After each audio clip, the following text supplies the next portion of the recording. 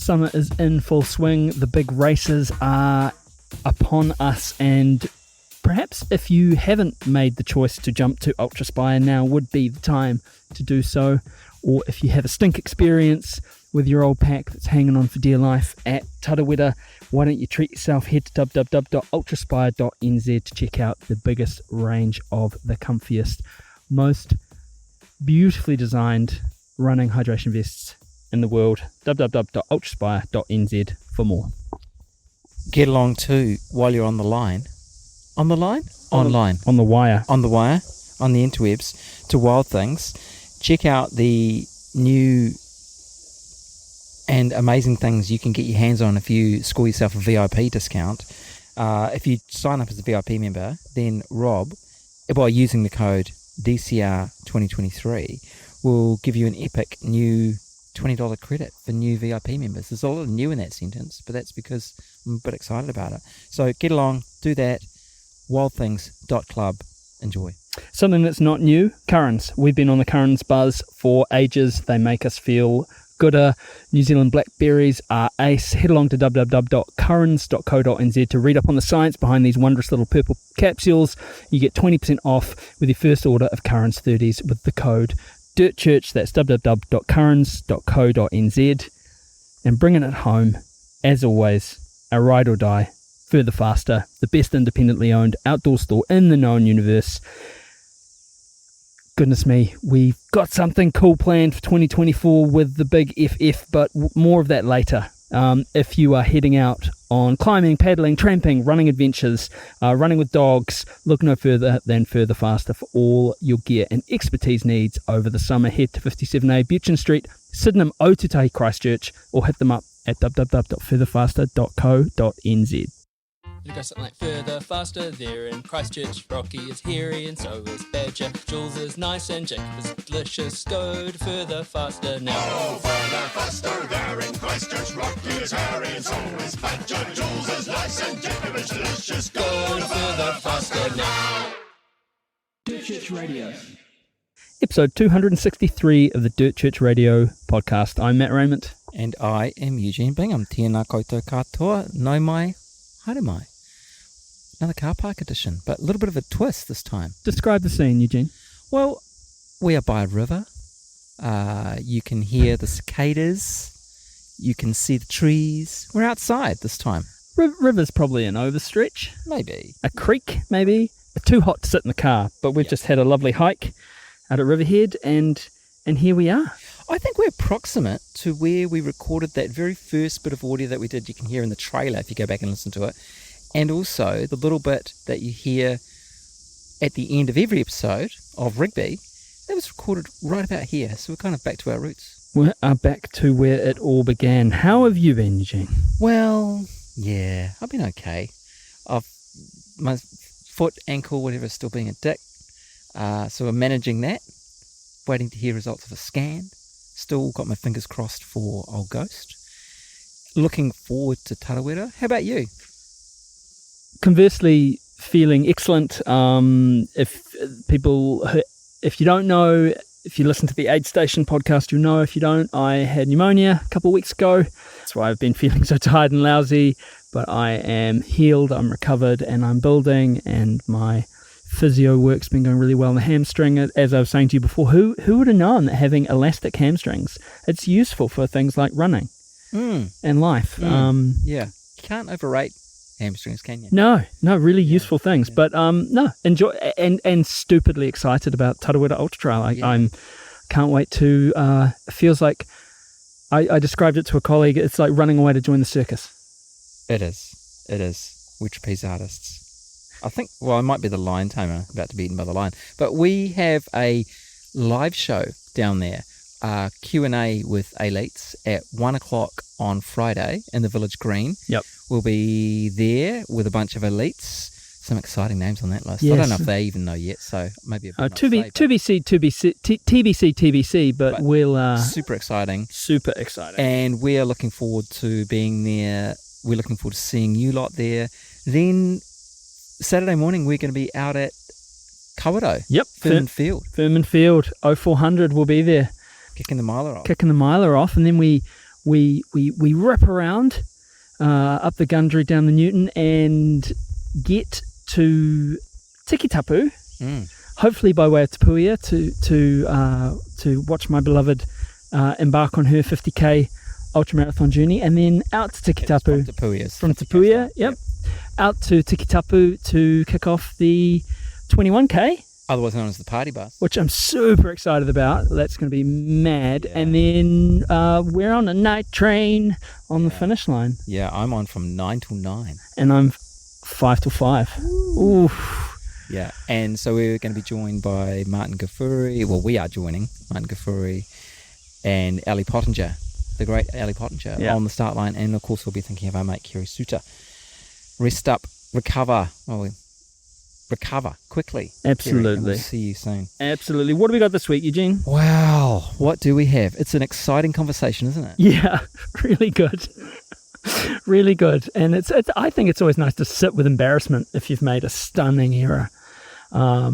Which Robyn Lesh, pro trail ultra runner, runs for Vibram, former team member of America's Magic, mechanical engineering degree from the Massachusetts Institute of Technology, not Manukau Institute of Technology. Hey, respect to Manukau. No, exactly. But to be clear, it was Massachusetts, not Manukau. Yeah. And now lives in Wanaka. She had a breakout season in 2021-22. She finished second at Mount Difficulty and the Valley Ultra after starting running kind of, I guess you could say seriously, during the America's Cup when she was down under here with American Magic. She then headed off to the US where she qualified for the Golden Trail Series final in Europe with a string of great performances, including a second at Speedgoat, second at Whistler 50k.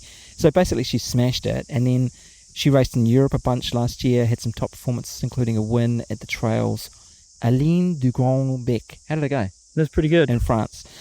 And this weekend she's lining up in the 50k. Yeah, the 50k Tarawera. Yeah. Look, we'll deal with that. Robyn, you know, motaku, hey.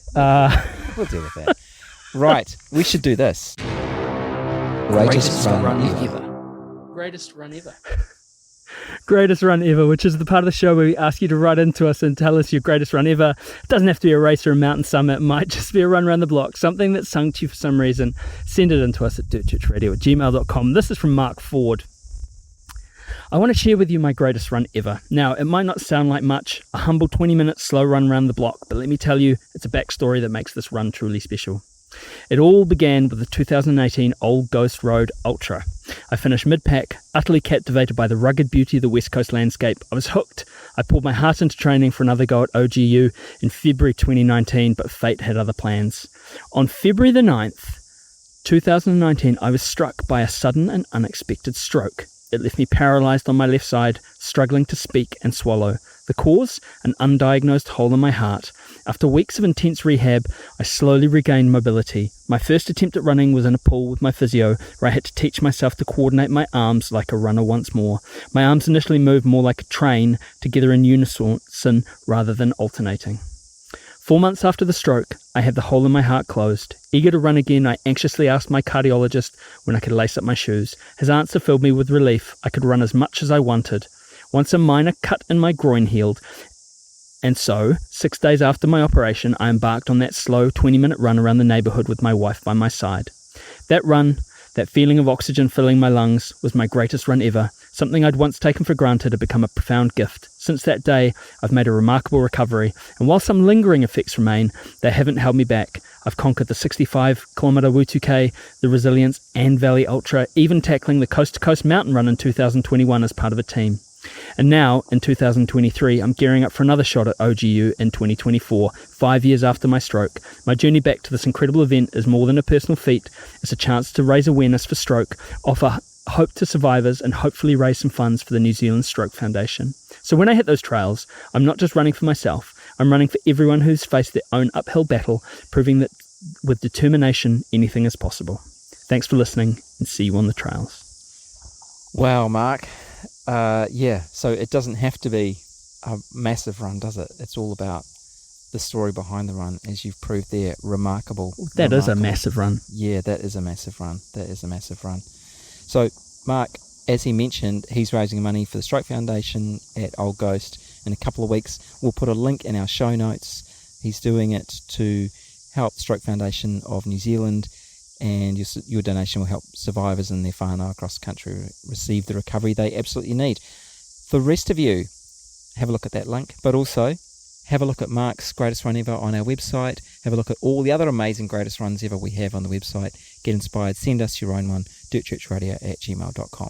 I have to say, as a health professional, I personally, you all have your kind of personal things. For me, stroke is something that I am frightened of. And I lost an aunt to a stroke over Christmas.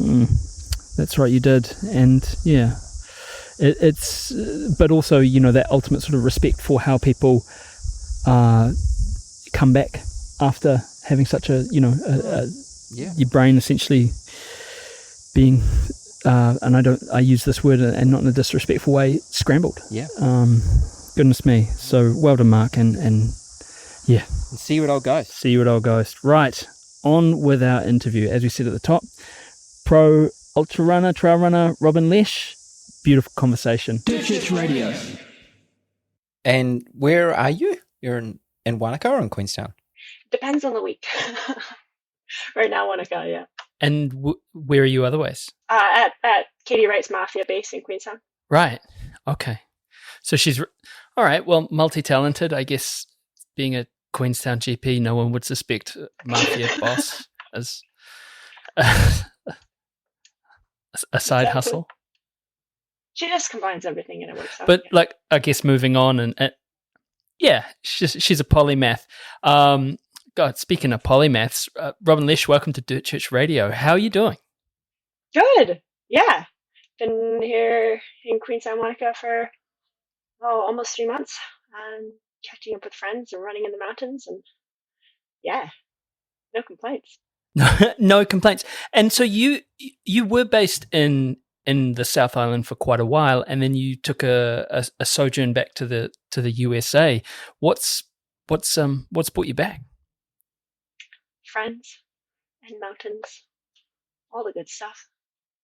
Yeah, just we've made a lot of really good friends down here in Wanaka and Queenstown and all over the islands with wild things and just a lot of special people, and getting to come back and hang out with Sean on the North Island and help out with his races up there, and then make our way down here and yeah, spend good time.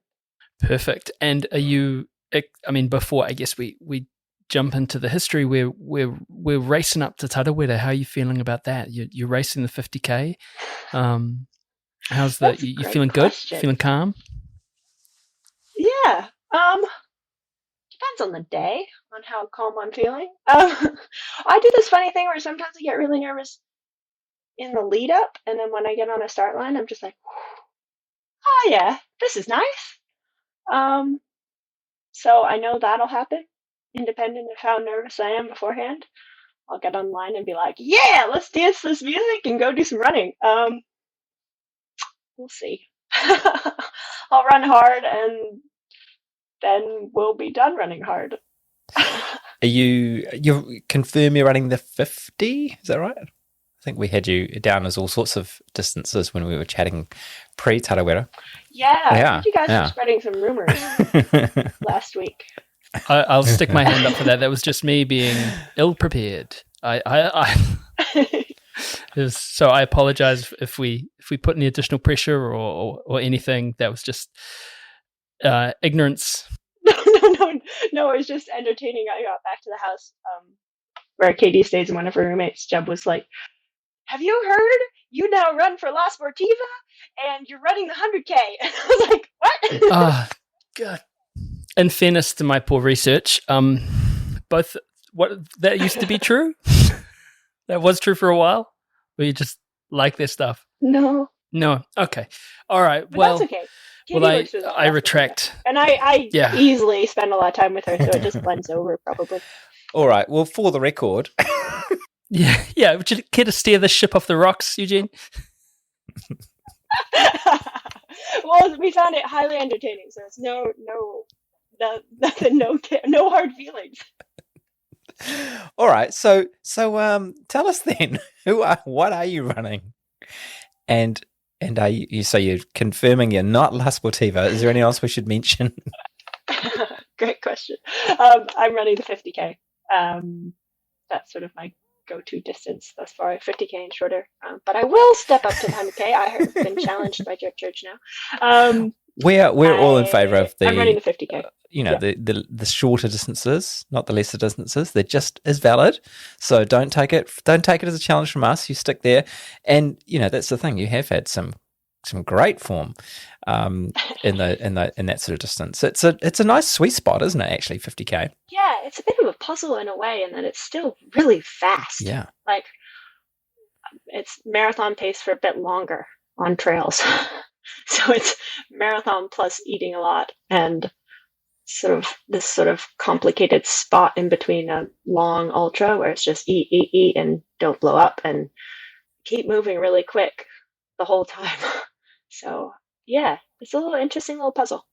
yeah. It's something that especially throwing in the trail component, isn't it? With the 50K on the road would be much more similar to a marathon distance, but yeah, once you throw in trails as well. But I mean, Tarawera, what can go wrong? True. Less than in a longer distance because you're running for less time. Yeah, maybe. Yeah, exactly. Can we take it back to the start and tell us where you grew up? Yeah, for sure. I grew up in the northwest corner of Washington State. I say north of Seattle, to make sure it's not confused with Washington, D.C., which is a city on the East Coast. Washington State is near British Columbia. The part I'm from is fairly similar to sort of west coast of the South Island, in that it rains a lot and is very green and very moist. I grew up sailing a lot and hiking in the mountains, and those were my sort of activities as a child because I was homeschooled. Yes, I can talk to people, not an antisocial homeschooler, but I was homeschooled and my parents had a model sailboat business, a home business. So we spent a lot of time outdoors, out and about in the mountains or on the boat. Yeah. Just a super active childhood. Did you say model sailboats? Yeah. Radio controlled model sailboats. Wow. And would they be sailed on, were there lakes and so on to sail them on, or? Yeah, we were right on the coast, close to the coast, so there was salt water and lakes and everything. Yeah. If anyone listening is interested in a small model sailboat business, my dad is 72, and anyone who wants to take it over, feel free to reach out. We'll put it in the show notes. For sale. Yeah, perfect. It's a cool little company. It seems like one of those companies that is just perfect for the location that it is in, in North America, in Washington State. Like I couldn't see it working in Glen Eden or, Henderson and Auckland or anything like that. You seem like you need like the population to support such a niche sort of craft. The internet is wild. Company. It's amazing, but shipping times are fairly vast from New Zealand. Especially in a model sailboat. That's right. Hopefully they can get on a bigger ship or an airplane, but yes, conceptually, yes. True. And you mentioned that a lot of sailing, and Matt was putting it earlier, you started with your feet in the water, not the dirt. So tell us a bit more about your sailing days. Yeah, it's a bit of a path. My dad and mom picked the spot I grew up in because it was halfway between the mountains and the ocean. I was like in the foothills of the Cascades. So they spent a lot of time in the mountains as well. But definitely through high school and college and after college, I was definitely in sailing. Pretty full-on, full-time high school sailing team, and then varsity skipper on a collegiate sailing team. So that's training 4 days a week and then sailing, racing all day, both days of the weekends. And then after college, I was training at an Olympic training facility and working there as well. So sailing all day, every day, pretty much. What class? What Olympic class? I really love the NACRA 17s. They're a foiling catamaran.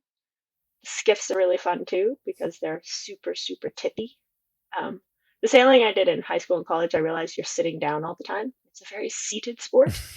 But the Olympic boats, you're trapezing, so you're standing on this incredibly unstable platform that's trying to tip over all the time and keep it from tipping over and sail forward really quickly. Which was sort of like this another puzzle of balance and dynamic movement and response to wind and sort of instantaneous, which in a way is now quite like running on Yeah. technical terrain. It's just responding instantaneously, automatically to what you see and what your body's experiencing. Yeah. We've certainly run on trails where the wind has been an issue. Isn't that right, Matt? But were you? Yeah, Christchurch. Yeah. And Were you, Nelson. were you in, Wellington. yeah, Wellington. Were you involved in the Yeah. America's Cup as well? Did I read? I was, yeah. So through all that training as a sailing athlete, I ran sort of on the side as a quote unquote cross training. Really, it was for my own psyche. But in college, I would say I need help from the sports doctor because I can't run and because I have an injury and I use it for cross training for sailing. So you should help me get well, which wasn't my collegiate sport. So it was a little bit of a far-fetched story, but they believed enough of it. So I was always running a little bit, but I went from sailing as sailing from the Olympic Training Center, got hired from that into American Magic, which is an America's Cup team, the American one, which makes sense. With American Magic, we were based in a lot of different spots. But the last one, as a lot of people know, is Auckland. So that was how I first ended up here in New Zealand. It was a really special opportunity because ever since I was probably, 7 or 8, my best friend's adult neighbor, started visiting New Zealand and then she moved. And my takeaway was, if New Zealand was cool enough for her to just up and leave and move there, it must be pretty amazing. So I'd always wanted to go since I was a little child. And so got to come with the America's Cup in 2020. So in the middle of COVID, which was that campaign. a magical feat that was definitely above my pay grade. Anyway, we got here, which was we just felt very fortunate, and proceeded to race in Auckland, put a big hole in our boat, fixed a big hole in our boat, stuff like that, and then stuck around. What was your role in the team? My official job was weight and center of gravity, so making sure that the boat weighed what it needed to weigh by the rule to be allowed to race, and the margin of error was 1%. So we had a 1% range that we had to be within to be able to race. And it was my job to make sure that we were in that range from design. So when we just had the concept of the boat and we're just estimating everything, like this is how much bulkhead C is likely to weigh. Through build, how much does bulkhead C actually weigh? Through racing, we made this modification to bulkhead C. Now what does the boat weigh? That whole process. But what I spent most of my time on was 3D printing stuff for the whole team. So departments would come and say, we have this problem where we need this thing mounted to this thing somehow. And I'd say, yeah, cool. When do you need it by? Later in the week? How about tomorrow? And I would design something and print it and give it to them. That must have been not to be too obvious, that must have been an incredible experience moving, halfway around the world and with a sort of, I guess it's more, you've come from a very high performance environment with the Olympic Training Center, but it must have felt more like sort of a F1 team or something akin to that, hey? Yeah.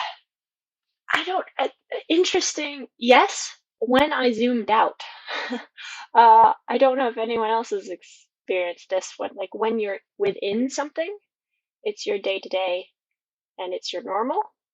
So I guess when I would meet fans occasionally or have a mentorship conversation with somebody on the outside or do a public speaking event for American Magic and got to sort of interact with people outside the team, I was like, oh yeah, what we're doing is really cool. But in it, it's just sort of like the day-to-day of work. And it is cool when I sort of stepped away mentally and sort of saw the bigger picture. Within the team, we're just working on the highest priority thing to get the boat back on the water in one piece, practicing the things that we need to practice and testing for the next day. Yeah.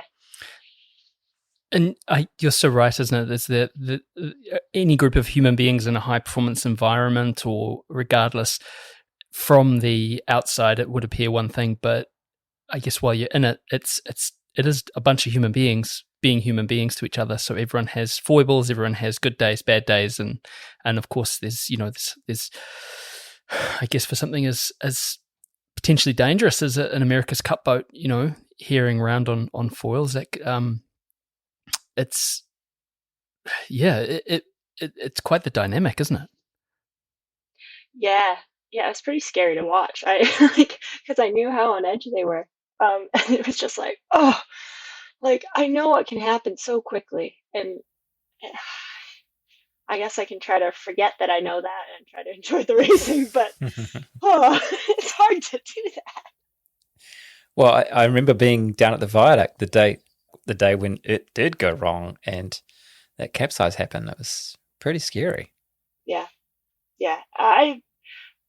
There's a lot of things about that day when it crashed and everything almost sank and such. My biggest takeaway was just how everyone bonded together and helped the boat not sink, for starters, helped the boat get back to the dock at 11:40 p.m.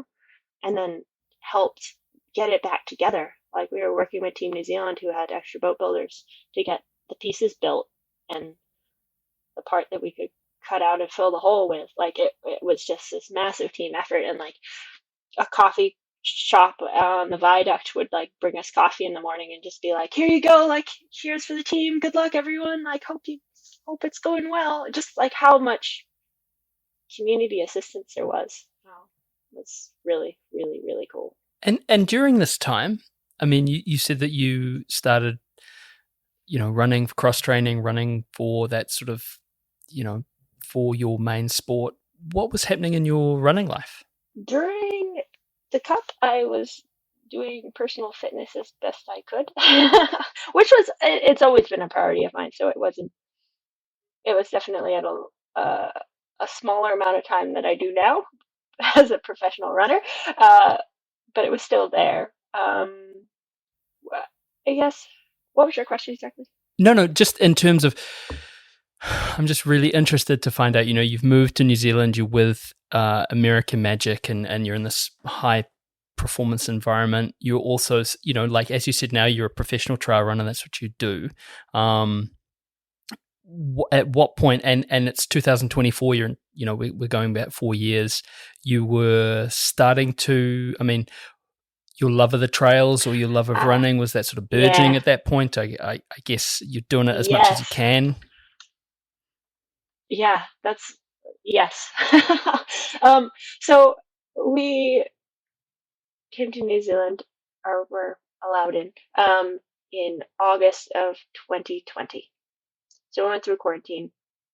We got out on a Tuesday. No, a Thursday, something like that. On the Friday, we went to this running get-together at a restaurant, which I think was this running group sort of like maybe biannual, non-running, like hang out, get to know each other. And we appeared and we're like, hello, we're new. Can we join? We're runners. And they were like, oh, yeah, sure, pull up a chair. So we ended up carpooling with a lady from that group the next day to an Xterra outside of Auckland, because we didn't have a car, so we carpooled. And that was the first race. My husband will push back against this a little bit, but that was the first race that I was like, oh, wait, you can run fast on trails and compete. Oh, that's cool. And I was like, wow, that's really, oh, I like this a lot. Fast forward, we were working pretty constantly, but we did get out from Auckland maybe once a week, once every 2 weeks for sure, onto the trails. And one day we did a really long run, and my husband Teddy said something like, wow, if we do this every weekend, we're going to get really fit. And I was like, ooh, let's do this every weekend. So we did a lot of running, exploring, and just, yeah, there wasn't much time outside of the Cup, so we just found a trail and ran it so we could see more of it and explore and hang out in the bush and get outside of the city and into nature. And it just sort of exploded and expanded from there. That must have been so strange coming from, and I'm not sure what the time frame was in quarantine at that point, but doing that time in a quarantine facility, and then, like you said, going out and just sort of blindly stumbling upon this group of runners, and then within another 24 to 48 hours, you're in an Xterra. In a new country, that must have been quite the introduction. It was really fun. Yeah, the funniest thing for us coming out of quarantine is we were avoiding people on the street, like we were walking big radiuses around them, and then we're like, no, we don't have to do this. We can just walk in a straight line. That's allowed. Yeah, it was a little bit not forward of us, but I guess we just hoped that the people at this running group get together would be as friendly as other runners were in other countries that we'd lived in. And they were. And it was just sort of the global running friendliness. And a little bit of hoping it worked that way. Where do you remember where that first Xterra was? Yes, if I look at a map. Southwest of Auckland on the coast. Waiuku, maybe. A big park down there. Yeah, maybe Waiuku. Fantastic. And yeah, Waiuku. Oh, there we go. And then just can we go back again for your running story? Like where did running start for you? Running started in a very small way a couple of times. The first time was my mother ran when I was young, and she was always encouraging me to join her. And one week I was like, yes, I'm going to start joining you on runs. And I went on one run, and I was like, oh yeah, okay, cool. And then I went on another run and tripped on a stick and ripped my favorite pants and was really grumpy. I was probably like 6 or 7, oh, not 6, maybe like 7 or 8. And so I stopped running that time. I dabbled in a couple of other little tiny events. Like I probably won 5K. I was like, I'm going to run every step and I'm not going to walk a single one. I can like run or stop. And I ran every step. I was very proud of that.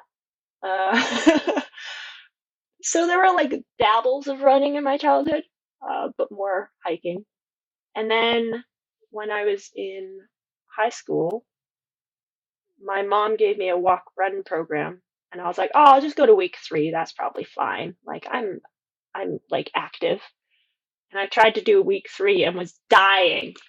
And I was like, oh, I can't run. Like this just isn't, I just can't do it. Now I know I was like running really, really fast, but that's okay. Trying to run fast. I didn't know how to like jog. So I thought I just couldn't run. And then some friends like, we were on an island, and they said, we're going to go for a run. Come. And I was like, oh, but I can't run. I can't. And they're like, we'll go slow. You'll be fine. Just come with us. I was like, oh, fine. And so we ran. It was fine. It was a bit hard, but it was fine. And we got back, and they said, oh, we probably ran like 3-4 miles. And I said, you can't, but that's impossible. I can't run. We can't have run that far. What do you mean? And they said, well, you just did, so you can.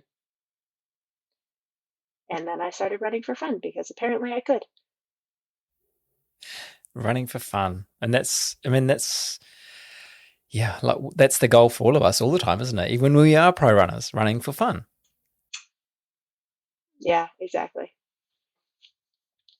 And it's something I'm working on, is trying to keep remembering that, because there's hard days and it's just lots and lots of things that happen in running, and that's the basis of it. Like, I read a Running World article ages ago that was about how to train, some sort of like list of training advice, and halfway through it said, and by the way, just to stop for a second, remember this is a hobby and you do it for fun, and if you're hating it, you should get a different hobby. It was like, oh yeah, that makes a lot of sense. Easy to say, I think, and sort of the runners, the runners industrial complex, like Runners World, and all that stuff. Then that's yeah. But how do you? I mean, I guess it comes back to that America's Cup thing, isn't it? You're now running professionally. It's what you've decided to devote your time and energy to, making this your profession. How do you balance that? Because I guess every job, no matter how much someone else might look at a job and go, this is amazing, you must have the best time, every job's got to suck a little bit, right? Yeah, and the tricky bit with running is it's a little bit unclear. I was going to say unclear what you should do, but that's not quite what I mean. I mean more like, if you just go harder at it, that's not the best. That doesn't mean it's the best option.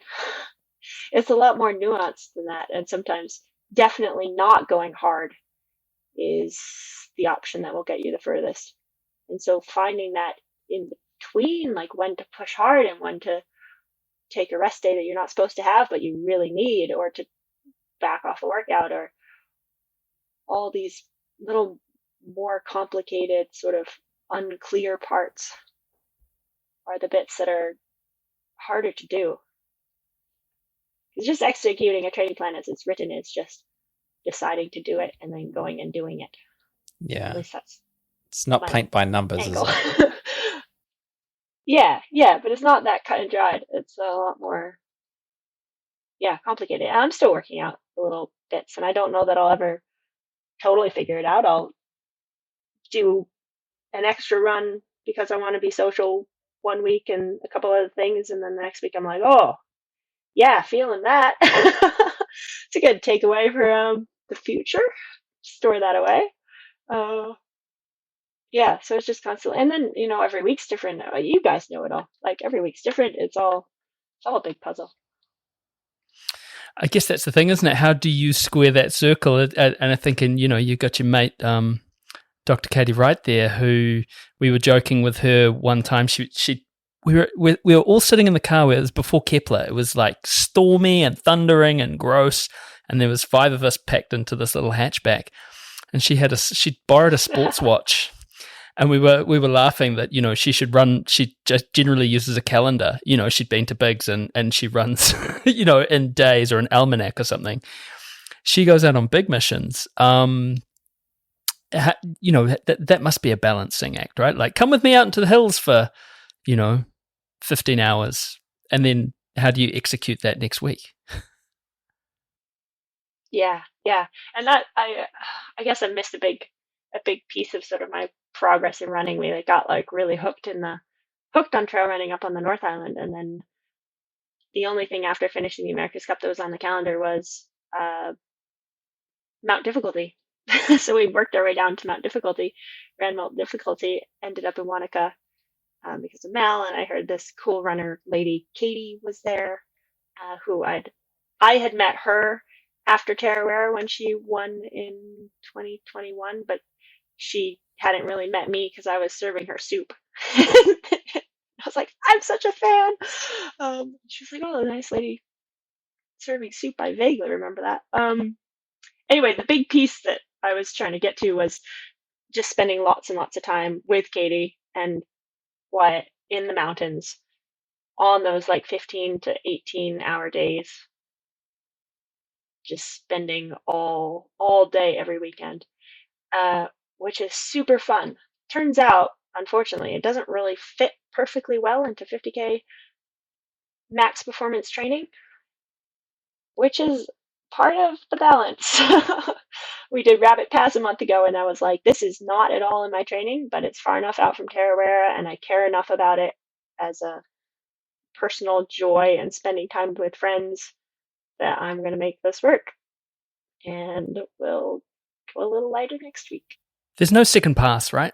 And it sounds terribly sort of gauche to say that, but yeah, cool. You stay at home and you do a track session, and don't go to Rabbit Pass, and then and this sounds kind of mad, but we all die. Do you know? And if you're looking back at the end of your life, Yeah. you're going to look back and go like, I'm really glad I stayed back and did those 800s versus I'm really glad I went into the mountains with, my friends and my husband and had a sick time.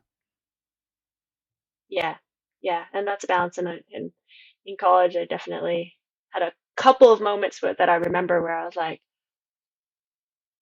well, most of the time I spent most of the time studying and don't really remember much of that. And there were a couple of moments where I was like, I should be studying, I should be doing this and this and this and this, but I want to do something memorable. So I'm going to go and play around on Jungle Gym with a bunch of friends at 1 a.m. because we feel like it.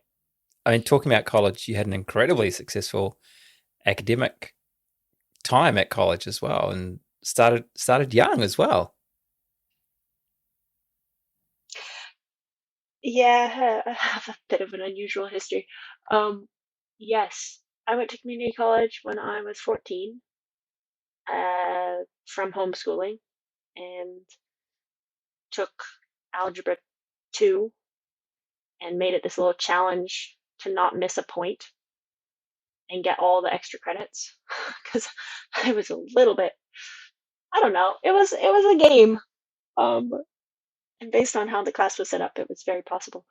And then continued taking math, took all their math, and then at 16 had taken all the math at the community college, so started taking math at the university, and took classes at the university for a year and a half until I was college age, and then applied to some colleges. One nice one called MIT said, yes, please, you can come here if you would like.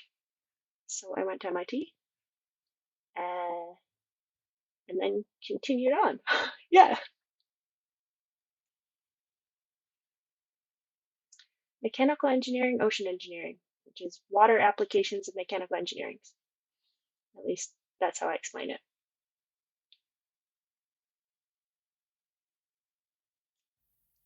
Yeah. And I've taken a bit of a pivot because, as you know, I said thanks but no thanks to continuing in the America's Cup and switched over to running. And now I just finished or almost finished with a life coaching certification. So that's like talking to people and helping them figure out how to do what they want to do in life or in management or in whatever they're working on. And then also running coaching and piecing all these other pieces all together. There's different groups of people, and there's numbers people and processes people, and then there's kind of at the other end of that bell curve, there's more sort of feelings people and that humanities kind of sort of person. How's been the pivot from doing something, like laws, maths, formulaic, binary, also dynamic, to working with human beings, which are the kind of the spanner in every in every machine, right? You add a human being to anything, Yeah, and they'll find a way to kind of put the spanner in the works, be it consciously or unconsciously. to bend it around. Yeah. That's an interesting question. The first thing I thought of was like life coaching, which I've spent now hundreds of hours in conversations. It kind of feels like to me it bridges both halves, because on my side as a coach, it's like, I don't know why I keep saying puzzle so many times in this conversation. That's a theme apparently. but it's kind of like a puzzle, and there's all these little pieces that are drifting around, and I'm trying to like see what I can see how I can understand what's going on for them, like what picture I can paint, or how I can slot the pieces together so it's an expression of what it's like for them, and then say, if this is correct, what's keeping you from doing this thing that you want, and stuff like that. So it's kind of like it. While it's definitely on the people feeling side, it's also, at least to me, has this analytical piece to it. Or it just feels like it's like not problem solving exactly, because it's not a problem, but it's like trying to construct how it works. And I guess people are in so many areas of everything where you could create an organization that runs like clockwork if it was robots, but it's not robots. And so to have an organization that runs well, you need to figure out how to help the people run in that system well, which means working with the people. So maybe it's like applied humanity. I don't know. It's a very and that's definitely possible. And I think if you get too in the weeds with people and too much into that sort of emotional side, you're not actually, that's sympathy rather than empathy. You're not moving forward with them. I remember during the global financial crisis, they decided that for what they needed for specialist mental health and addiction services was this concept called lean thinking. Have you heard of lean thinking? Lean thinking is what they use in. Yeah, right. So they use it with the car robots. But you should explain it. I've heard the concept, but yeah. I just go for car robots. But it's a concept of, you do everything once, there's no double handling, it's all very kind of, there's minimal waste, and it's about making everything efficient. And everything needs to be done a sort of formulaic way. And if there's one sort of chink in the armor, then it's the whole kind of process is going to fall down. And you're dealing with a bunch of people who, and they got us all together in this massive hall, and we had this huge presentation. It was, it was my day off. They paid me to be there on my day off. I was thinking, gosh, this is neat, getting all this money. And then this one dude stood up with his team and went, yeah, we looked at this, but we're not going to do it this way. we're not going to do the process like you've directed us to. So at that point, the whole lean thinking thing was dead on the runway, essentially, because it was this. It was too far the other way. You took a group of human beings who were used to being in super dynamic situations and thinking about problems and solutions in very sort of idiosyncratic ways, and then they kind of tried to put this really one size fits all cost saving thing on top, and it was a spectacular failure. Just didn't fly at all. Yeah, people are so interesting, and I think that's I don't know. I'm just looking back at like how I've decided to form my life with, I guess, with running, and then also with working with people in running coaching and life coaching. It's just like they're fascinating, and I'm just really interested. And that like bridges over to physiology with running. It's like how to understand myself in running, and how to like piece together enough pieces to perform. It's like on the mental side and on the physical side, and all these parts that come together to define the goal, like performance. It's very specific. It's very specifically defined, but all these sort of undefined pieces have to line up, and figuring out what the paths are for each of those pieces, and how to get them all pointing in the same direction. It's like science and art all combined. Yeah. Yeah, exactly. So just squaring things off, you were here for the America's Cup, and then at some point you decided to stay, presumably, and to step away from the America's Cup. Is that right? Was that a conscious decision? Yes. Yes. So after the cup wrapped up, we switched over to a working holiday visa because, well, lots of reasons. One, we wanted to explore the South Island, and spend some time in New Zealand, and it was COVID everywhere else. People sometimes are like, oh, so you were stuck in New Zealand. And I'm like, well, voluntarily stuck, I guess. so we switched over to working holiday and stayed here for about 2 years because they extended working holidays. Yeah, got a little bit hooked on everything that you know. New Zealand's amazing. The people are lovely. The trails are wonderful. Sort of as those 2 years were getting towards the end, I was working a little bit with American Magic as they came back together for the next campaign, remotely and part-time. And then they said, great, we want you full-time in Florida, and we'll pay you a whole bunch of money and be in Florida. And I was like, no. Yeah, what point was that? I guess I'd done the My Road to Ultra program with Scotty Hawker, had gotten the idea and a little bit of the, not exactly push, but a couple of helpful questions from Martin Fari, like, it sounds like you want to do this running thing, but you aren't. Why not? And I had no proper answer. I was like, well, because I feel like I'm not ready yet. And he's like, what do you need to feel ready? Confidence? I'm like, no, I have confidence. That's fine. I don't feel like I need to be more confident. It's like, okay, so what else? And I was like, I mean, money. He's like, yeah, that's fair. What else?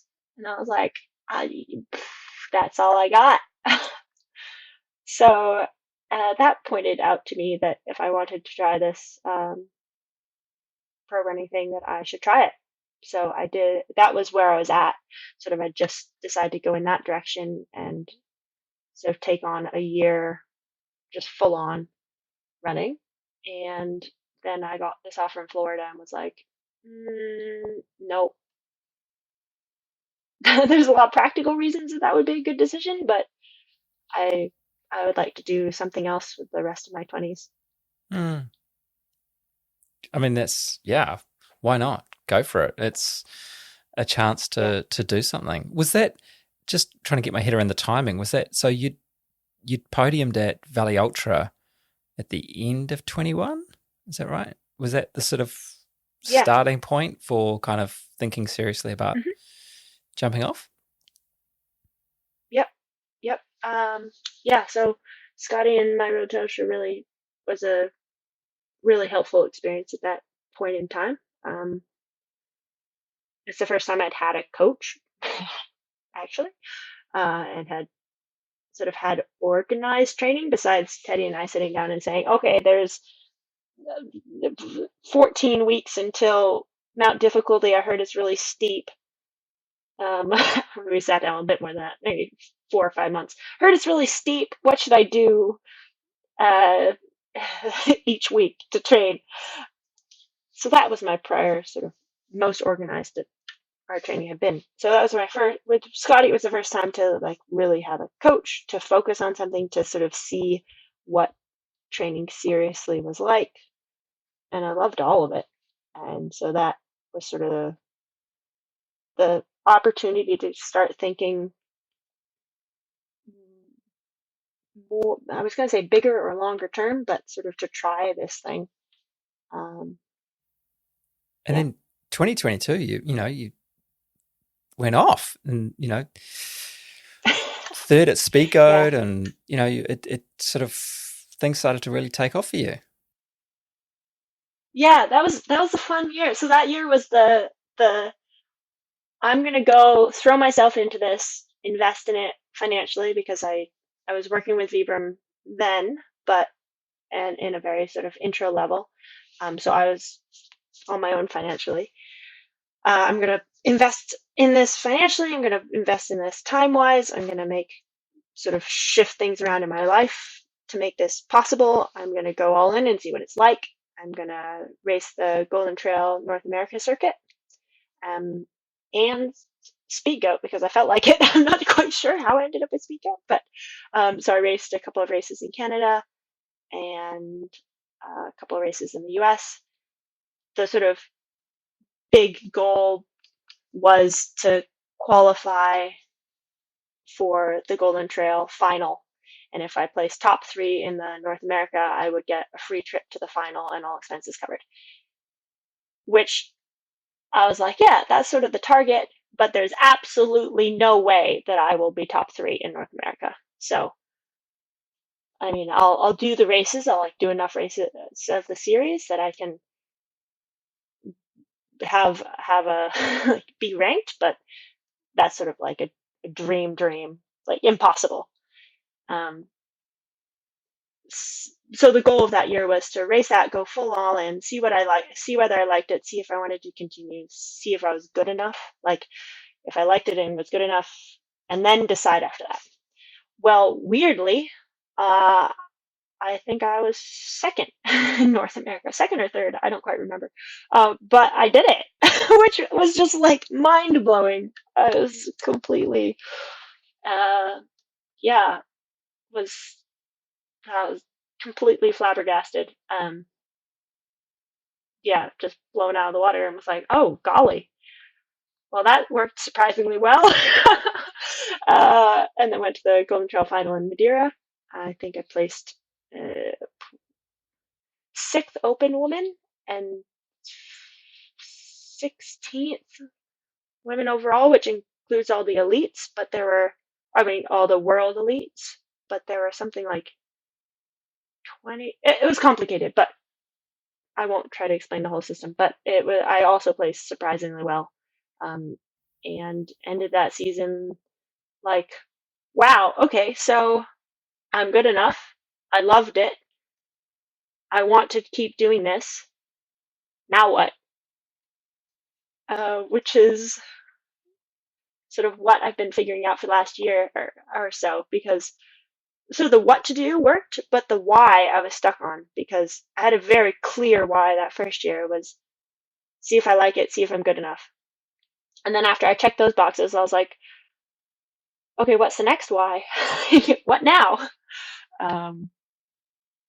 I think I'm finally getting to figuring that out, which is just to sort of appreciate this opportunity and to take it on and make memories and to just be grateful that I can run and race and train and be in all these amazing places and that it's possible for now. Like you never know what's around the next bend. And that was one of my big takeaways with COVID is if you want to do something, you better do it now because you never know what's going to happen. Borders may shut, people may die. Like it's completely unknown. So do it and appreciate it. Yeah, it's like you said, isn't it? It's that puzzle, and you use the you use the analogy, and it's so right though, hey, because it is a puzzle, you know. And people, our 13-year-old came out to us the other day and did the classic thing. She said, "I've got my life all planned out," and she kind of ran through. It felt like in real time. It went off quite a while, you know, fortnightly blocks until she was, you know, I don't know how old, 28, 29. You know, career, children, house, activities of leisure mapped out, and that was, you know, in her mind, that's how straightforward everything will be. And I just thought, like, you don't want to sort of sweep it off the table onto the floor and say, "You foolish child, this is all this is all for naught." But I mean, how constraining that would be, hey? If it was, if your life was just that micromanaged. Yeah, it reminds me a bit of a training plan. She just mapped out the next 20 years of her life in a weekly training plan. Yeah, exactly. But it's flexible. Yeah. How do you, as a professional athlete, you know, someone who, as you said, you know, either second or third in North America, how do you give yourself the permission structure to listen to your body? Because everything that we're told with running media, with our societal voices, our, you know, cultural voices, all that thing is we kind of, and especially in that sort of the faster edge of things, as we are this kind of, you know, do or die, run through the broken ankle or whatever it is, and go for it. How do you with compassion and with grace and actually also with purpose. Give yourself that sort of permission structure to be a bit sort of kinder on yourself. Yeah. Yeah. It's super tricky, especially with everything that comes at us in terms of like bigger mileage is better, and the more you can throw at your body, the better you'll be, and just go hard and finish it and just push, and that'll solve everything, and all these ideas, which to me can work in the short term, Definitely. but don't work in the long term. I mean, for some people, everyone's different. So some things work for people. For me, it doesn't work in the long term. So I can grind myself into the ground, and that'll work for a short while, and I will get faster for a short period, and then I'll explode. I'll combust. Um, and everything falls apart. And it's really, I guess, one of my big takeaways as I sort of got more practice running at a high level was just patience, which is really not boring, but hard. Like, you want everything. I guess maybe it's our society, or maybe it's just, wanting to achieve, or just being an action-oriented person. I don't know. It's just, I want things to happen more quickly, but just having the patience that adaptation is the thing that makes us stronger and faster, and adaptation needs time. And so the only way to get stronger and faster is to give it time. And if I wear myself too thin, my body doesn't have enough energy to repair itself and get stronger. It sounds like I have this all figured out. I don't. I'm still working on it all the time. Yeah, patience. And then there's one little clip from Uphill Athlete, the book, which, because it's here, I'll just grab it. Has really stuck with me, because it does this little scenario where it's like, this can happen if you get sick. Day one, I'm not going to be able to find the exact page, but it's like, day one, has a slight cold, continues training like normal, will be fine. Day two, feeling a bit worse, takes the workout a little easier. Day three, in essence, it's like, goes through all this, like, feeling better, does more load, oh, it's worse, back off. Day 10 is gets pneumonia, is off for 2 weeks. It's like, does this seem familiar at all? And it's like, yeah, pushing doesn't solve it sometimes. Sometimes it does. Pushing through workouts can be a good thing, but other times it's just backing off, and that is what gives you speed and strength later. It's a big picture, and it's patience, and it's looking at the month to month versus really wanting to do something today. Patience. Yeah. I mean, preaching to the choir here, Matt's just getting over pneumonia, literally. And I've just written a thing about how I didn't listen to my body so much. I now have an actual deformity because of it, Hagelin's deformity on my heel. So yeah, we are very, very familiar with that pattern of blindly trying to believe that things will just get better somehow without actually taking heed of what our body is trying to tell us. So, I've run almost my entire life, which is quite a long time now, and I'm still learning. And I think that's the thing with running, is you forget so much, and then you have to relearn it over and over and over again. And I think your brain kind of gets carried away and just thinks, no, it'll be fine this time. It's just a niggle. So yeah, patience. We need to constantly relearn it. And it's tricky because we keep changing. Like, you were fine doing that thing 5 years ago or something, and it's not fine this time, or vice versa. Like, you tried doing this double 5 years ago and you weren't strong enough for it, and now it's fine. So it's sort of constantly adapting too. So it's hard to learn. It's so hard to learn. I would like to state for the record, as badly as as poorly as I performed with, mis-sponsoring and mis-distancing you at the start, I would like to state for the record that I was a paragon of discipline and grace in terms of when I got sick. I didn't run through. I know exactly. I actually thought I'm having a heart attack and I'm dying, but I thought something's really not right here and I'm going to have a rest, where in the past I've actually run through it. And same result, ended up in hospital, but it feels better on the other side, I can tell you what. It's quite a nice, it's a hard one lesson, but it was worthwhile, I thought. Yeah. Well done. Thank you. It's my first time. It's